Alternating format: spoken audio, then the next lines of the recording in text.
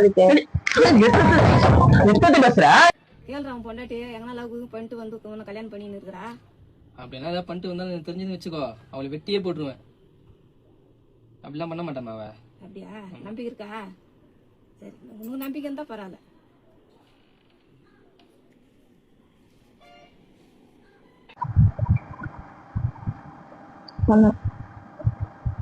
அதே என்கிட்ட நீ சொல்லல.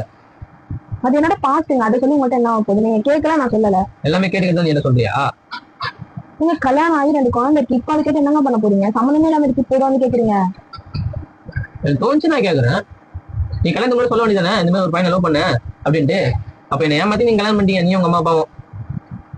ஏமாத்தி கல்யாணம் பண்ணி எனக்கு எந்த வருஷமும் கிடையாது. அப்படி ஏமாத்துற அளவுக்கு நான் எதுவுமே பண்ணல. லவ் தானே பண்ணேன். யாருமே லைஃப்ல அப்படியே பண்ண மாட்டாங்க. ஏன் நீங்க பண்ணது இல்லையா? யாருக்கு தெரியும்? எங்க ஊர் பொறுக்கணியும் வயிற்றுல புழு பூச்சி தங்கி போய் நீ உங்க அம்மா போய் கழிச்சு நின்னீங்கன்னா எப்படி தெரியும் எனக்கு? சொல்லு, பதில் சொல்லு.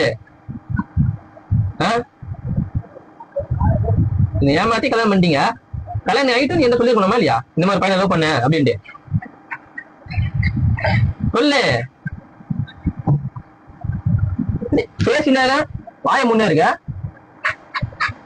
என்னங்க சொல்ல சொல்றீங்க? லவ் பண்ணிட்டேன், என்ன பண்ணணும் அதுக்கு? ஏன் நீ என்கிட்ட சொல்லல?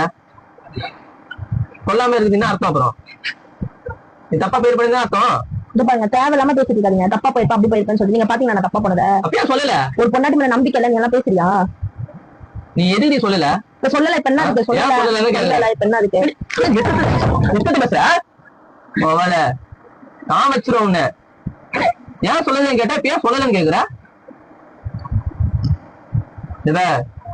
இனிமேல் எனக்கு தெரியாம ஏதாச்சும் பண்ணே வச்சுக்கோ, அவளை வெட்டி ஆத்துல போட்டுருவேன்.